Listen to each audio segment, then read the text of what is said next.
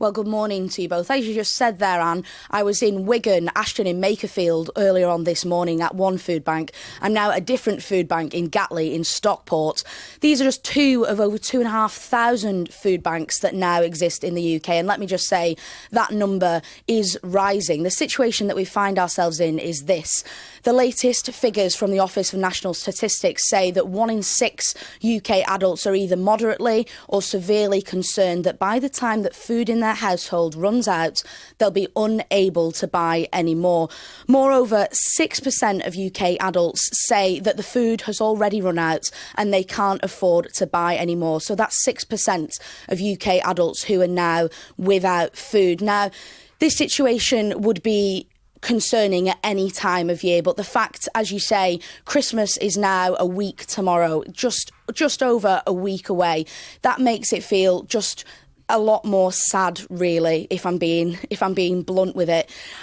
You know, people are really relying on food banks such as this one. You know, here we have things like dried pasta, we've got a variety of cereals, we've got all the toiletries that any household could ever need, and they're all donated by members of the local community. And this food bank relies on those donations. And to tell me a little bit more about that, I'm now joined by one of the volunteers here, Wendy. Wendy, a very good morning to you. Tell me a bit about this food bank. What goes on here on a day-to-day basis? So each day we come in, we prepare some made-up bags ready for the people to come and collect them. We put donations away. Fran, who runs the food bank, she does all the shopping for it, again relying on the donations. The money from the donations, and yeah, we just public donates, the local businesses don't donate, as you say. We're very lucky, you know, but we do a lot of fundraising as well to help. We're talking about on a national scale, we're seeing more food banks than ever and more people relying on food banks than ever. Is that something that you've observed at this particular food bank? Definitely, yes.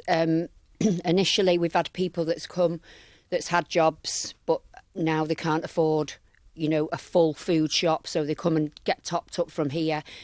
There's people that have lost jobs, and, you know, they've come and they said, I'm really sorry we've had to come, but we need, you know, I haven't got any food for the children.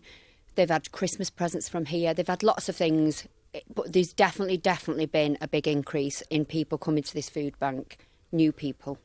You say about people apologising for having to come. Do you think there's a stigma around coming to food banks? And if so, if people feel that stigma, what would your message to them be? Oh, definitely there is. There is a stigma about coming to a food bank, and I would definitely say, I mean, I would go myself should I need to go. I wouldn't be ashamed anymore. I know people come, they do come humbly, but they're very grateful, and at least they are coming. They go then tell a friend, they're friendly, they'll come. So we've had an increase of things and people coming as well.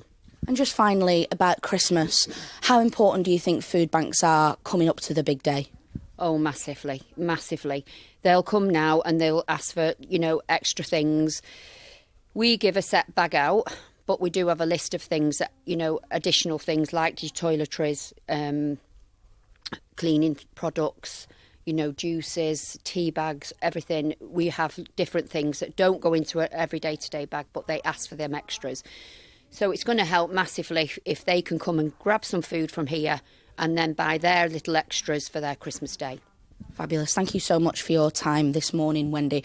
As we've just heard, these food banks are so important, and people are becoming ever more reliant, but thankfully there's people like Wendy and Fran, who runs this establishment here in Gatley, that are there for those people who are struggling the most, especially at this time of year. Sophie, for now.